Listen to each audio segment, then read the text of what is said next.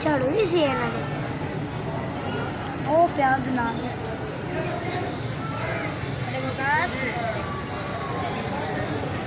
अरे नहीं ओ वाह वाह क्या बात है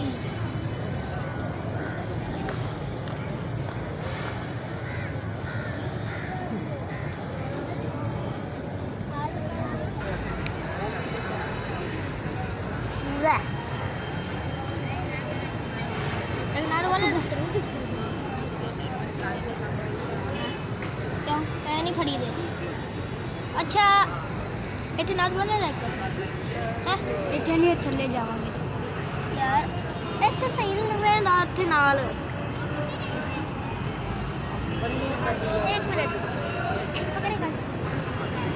ਬਸ ਇੱਕ